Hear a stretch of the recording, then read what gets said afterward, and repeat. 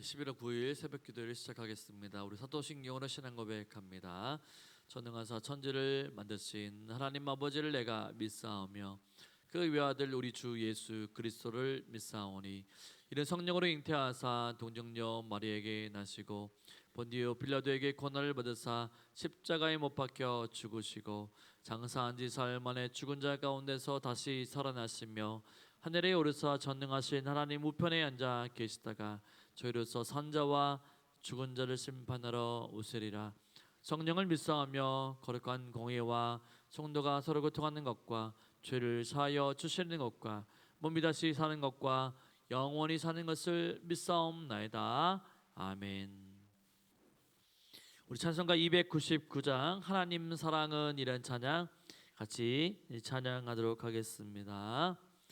하나님 사랑은 온전한 참 사랑 내 맘에 부어 주시사 충만케 하소서.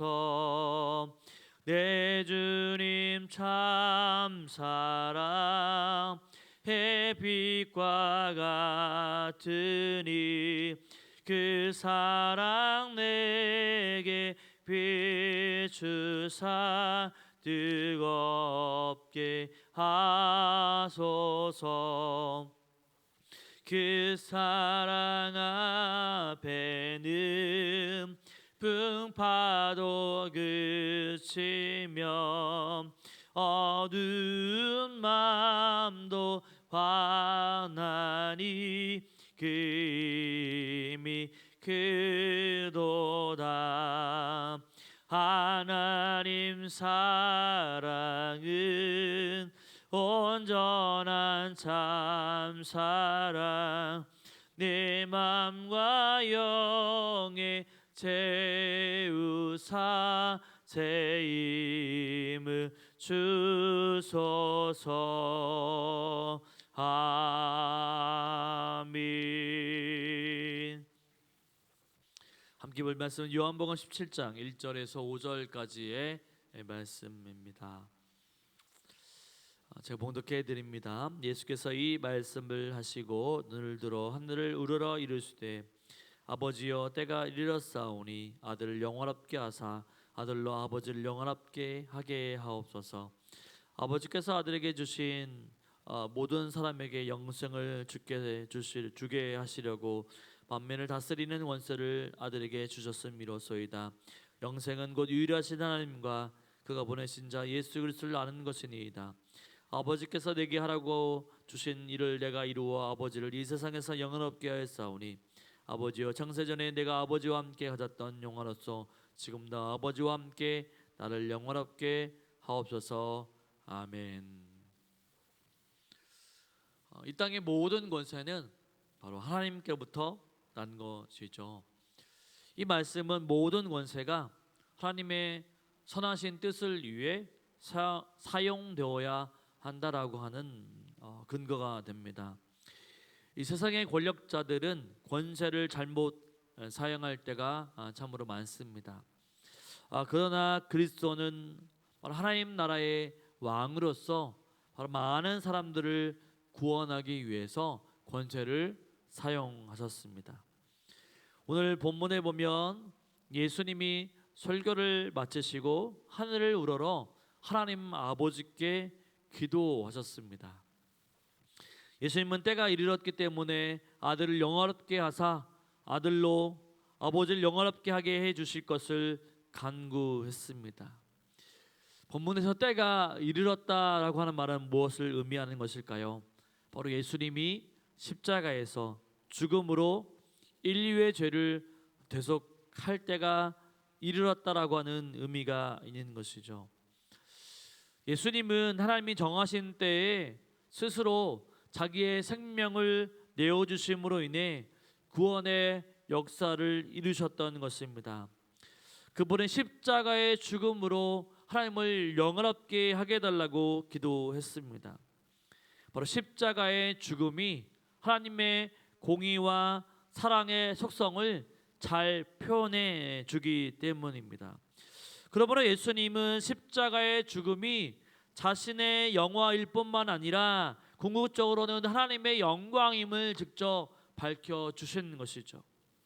또한 예수님의 십자가의 죽음은 바로 죽음으로서 끝나지 않고 영광의 부활로 이루어지기 때문에 결과적으로 십자가는 아들과 아버지의 영광이었던 것입니다.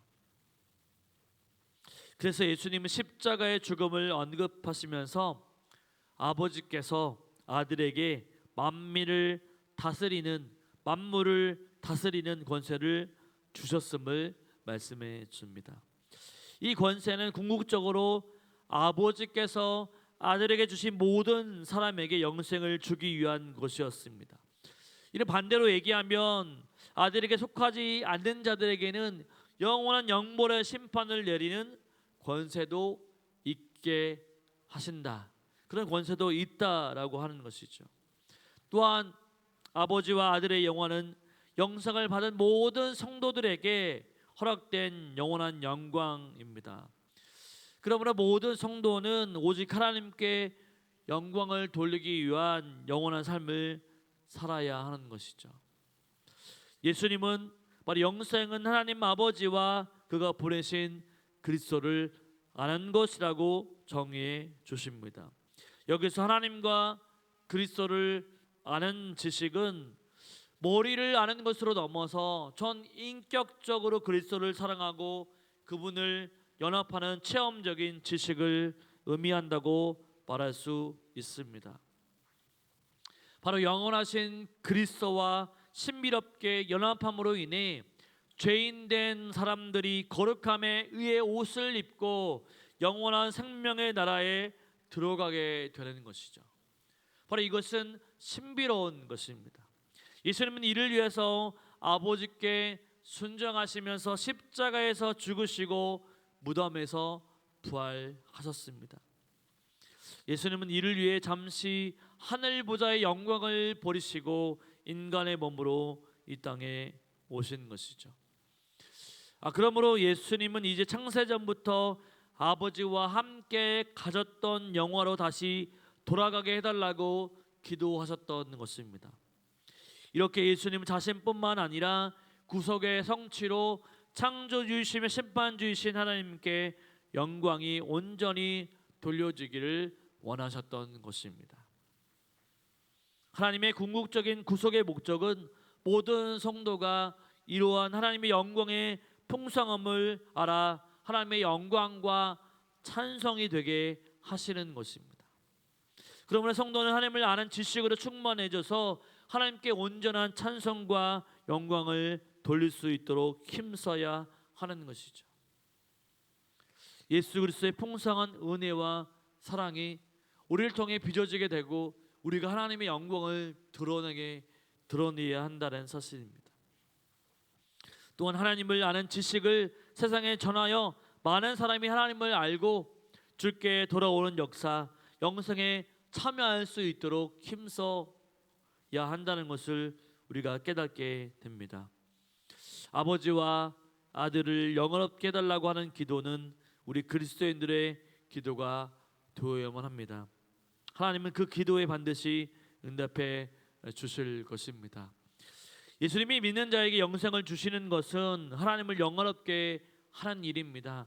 그 이유는 무엇입니까? 성도를 구원하는 목적이 하나님의 영광을 찬송하게 하는 것이기 때문입니다.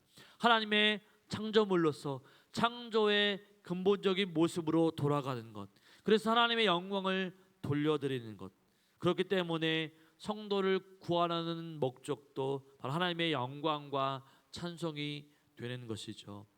그러면 성도는 구원의 목적에 따라 하나님의 은혜와 영광을 찬송하는 일을 인생의 최우선의 목표로 삼아야만 합니다.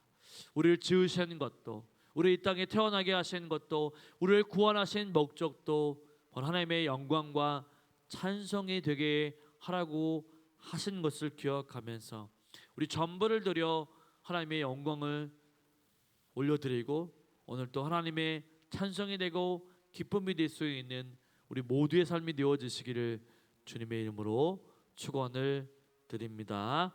아멘. 오늘 말씀을 생각하며 기도하기를 원합니다. 하나님께서 예수님을 영원롭게 주셨던 것처럼 지금도 하나님께서는 우리를 아들됨으로 인해 바로 의롭게 주십니다. 우리를 영원롭게 해주시죠. 우리는 그것을 알기 때문에 오늘 하루의 삶 가운데에도 하나님, 바로 하나님의 영광을 위해 하나님의 찬송이 될 수 있는 사람들이 될 수 있도록 인도해 달라고 기도해 주시길 바랍니다.